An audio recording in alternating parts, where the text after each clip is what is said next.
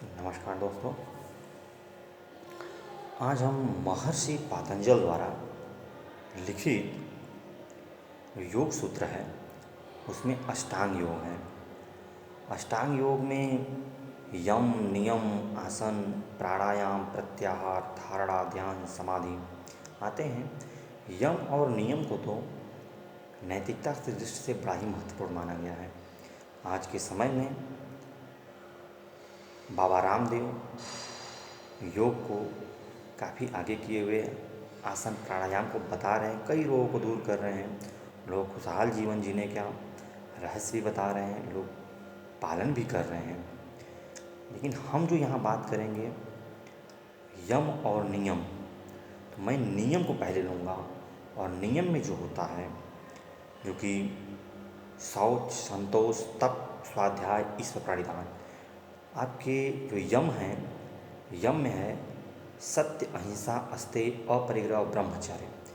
व्यक्ति आज के समय में सत्य बोलने से चिल्लाता है। छोटा काम हो या बड़ा काम हो, सत्य तो बोल ही नहीं सकता है। छोटा छोटा बच्चे भी आज काफ़ी झूठ बोलने लगे हैं। चलिए, आप नहीं बोल सकते हैं, कोई बात नहीं है। कुछ ऐसे काम जो स्वयं के लिए करते हैं, तो यह भी स्वयं के लिए या कीजिए। जैसा कि शौच, शौच से ही, जैसा कि नियम में दिया हुआ पहला ही चीज पतंजलि महाराज बताए हैं कि शौच, संतोष, तप, स्वाध्याय, ईश्वर प्राणिधान। भाई, शौच जिसका अर्थ ही है सफाई से।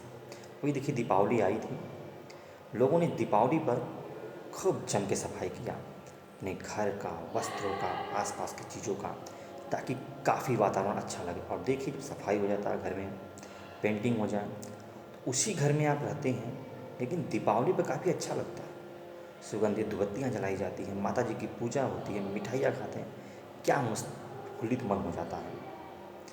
भाई, क्यों ना हम पर डे करें? अरे पूजा नहीं कर सकते, साफ सफाई तो करें। अरे न घरे कर सके, अपने शरीर का स्वयं जो प्रकृति ने बनाया है, शौच, इसका पालन करना बड़ा ही जरूरी है। इसको ग्रंथों में लिखा गया है, महर्षि पतंजलि ने इसलिए लिखा है, यह योग का एक अंग है। अगर इसको आप नहीं करते हैं तो सब बेकार है। समझिए, सब बेकार। कई प्रकार के रोग पकड़ लेते हैं। तो शौच, शौच में जो लिया गया है, इसमें दो तरह का होता है, बाहरी शौच और आंतरिक शौच। बाहरी शौच क्या होता है? जैसा कि पर डे एक प्राकृतिक चीज़ है, आप शौचालय जाइए, निवृत्त होइए। उसके अलावा भी अपने वस्त्रों को साफ रखिए, अपने शरीर को स्वच्छ रखिए, अपने आसपास की चीज़ों को स्वच्छ रखिए। भोजन जो है वह सात्विक कीजिए, न सादा भोजन। सादा भोजन करने से आपके शरीर में कोई बीमारी नहीं पकड़ती है, गैस नहीं बनता है। सादा भोजन स्वाद में तो अच्छा नहीं होता है, लेकिन शरीर के लिए काफ़ी लाभदायक होता है, ताकतवर होता है। दूध पीजिए, इससे मन बड़ा ही प्रसन्न रहता है। अब देखिए, शौच, एक छोटी सी बात बताते इसमें है। अगर किसी इंसान को मान लीजिए बहुत दिन पेशाब हो गया, हम स्कूल में होते, ऑफिस में बैठे, बॉस ही क्यों ना हो, कोई बोलता है भैया एक काम करें, थोड़ा तो प्रेशर आई है, और उसी में अपना काम करते जा रहे हैं कि समय जा रहा है, काम कर रहे हैं, कंट्रोल कर लीजिए। चाहे वो आपका शौच हो, मतलब लैट्रिन हो, या फिर मूत्र को हो, आपने रोक लिया। होता क्या है, जब आप जाते हैं, नहीं पेशाब हो पाता सही से, नहीं लैट्रिन। अब सबको पता है मूत्र रोकने से किडनी फेल हो जाती है, और जानिए किडनी जब फेल होगी तो फिर क्या होगा, बड़ी ही प्रॉब्लम होगी, बहुत प्रॉब्लम। तो भाई, इस प्रॉब्लम से अगर बचना है तो हमें शौच का पालन बड़ा ही मन से करना है। जो प्राकृतिक है उसे तो करना बहुत ज़रूरी है, साथ में वस्त्रों की सफाई। आप स्वच्छ कपड़े पहनते हैं, उस दिन मन बड़ा प्रसन्न रहता है। खुद महसूस कीजिए, कपड़े साफ हों। आप जहाँ पे रहते हैं उस स्थान को पर डे साफ कीजिए, अपने घर को, द्वार को। अगर वो स्थान साफ रहता है, सुगंधित धूपबत्ती जो भी कुछ जलाइए आप, तो वातावरण शुद्ध हो जाता है। इसके बाद आपकी वाणी भी शुद्धता आती है, भोजन सात्विक हो, फिर देखिए मन प्रसन्न रहता है। तो यहाँ पे जो बात हो रही है की, ये तो रहा बाहरी सोच। अब इसकी साफ सफाई करने के लिए हमारे पुराने ज़माने में बताया कि आप अपने शरीर को, चाहे वस्त्र को, चाहे स्थान को मिट्टी के द्वारा, पानी के द्वारा, गाय के गोबर के द्वारा आप साफ करिए। गाय का गोबर भी बड़ा महत्वपूर्ण माना गया। पहले तो घर कच्चे हुआ करते थे, उनके फर्श भी कच्चे हुआ करते थे, तो लिपाई होती थी। पहले गीतों में सुने होंगे कि माता जी आती हैं तो घर की लिपाई पोताई गाय के गोबर से होती है, किसी और गोबर से नहीं, गाय के गोबर। अच्छा, जब ये पालन होने लगता है, आप खुद महसूस कीजिए, मूत्र कर लेते, विसर्जित कर लेते, तो कितना आनंद आता है आपको। मन प्रसन्न रहता है, कहीं भी जाते खुश रहते। प्रेशर जब लग रहा हो, कुछ नहीं अच्छा लगता, खाएंगे तो भी नहीं अच्छा लगा, चेहरे कई प्रकार की विकृतियाँ बनेंगी, सामने वाला आपको देख के डर जाएगा, अरे बाप रे, ये कैसा इंसान है। आप क्रोध में आ जाएंगे प्रेशर लगा तो हमें क्रोधित नहीं होना, अपने चेहरे को प्रसन्न, जिसे बोलते हैं ब्लड प्रेशर हाई ना हो, एकदम नॉर्मल बना रहे। दूसरा होता है कि अगर हम बाह्य स्वच्छ कर, मतलब जो बाहरी है शौच करने लगते हैं, आंतरिक स्वच्छ, आंतरिक जो होता है शौच स्वतः होता है, आंतरिक शौच में होता है जैसे चुगलखोरी करना, झूठ बोलना, आसक्ति बोलना जिसे बोलते हैं, तमाम तरह की चोरियाँ होती हैं, दुर्गुण विचार हैं, ये सब दूर करना होता है। आंतरिक सोच उसको भी दूर कीजिए। अच्छा देखिए, उसको जब दूर करने की कोशिश करते हैं, धीरे धीरे जब बाहरी सोच करेंगे तो आंतरिक सोच, जो सोच है वो स्वतः होने लगता है, इसलिए कुछ करने की जरूरत नहीं, धीरे धीरे होने लगता है। अच्छा, महर्षि पतंजलि बताते हैं कि अगर सोच की सिद्धि हो जाती है तो फिर क्या होता है। देखिए, इन्होंने कहा है कि जब सोच की सिद्धि हो जाती है तो व्यक्ति उसे अपने शरीर, जब शौच की सिद्धि आपको देखिए हो गई है, शौच को पालन करने लगे, अब देखते हैं कि पूरा जो शरीर है व्यक्ति को लगने लगता है, वाह ये तो पूरी गंदगी से भरा हुआ है, जो खाएं मल के रूप में विसर्जित हो गया। लैट्रिन, लैट्रिन कोई छू नहीं सकता, गंदगी है, बदबू भी देता है। अब इसी शरीर से वात पित्त कफ, क्या सही बताइए, वात पित्त कफ कुछ भी नहीं सही है। इस शरीर में उसे पूरा गंदगी नजर आने लगता है, पूरा शरीर ही गंदा है। अब जब इसे ये एहसास हो जाता था कि पूरा शरीर गंदा है, तो इसका मतलब जो दूसरे का शरीर दिख रहा है वो भी गंदा है। क्यों भैया, वो भी तो हाड़ मांस का बना है, उसको भी तो मलमूत्र लगता होगा।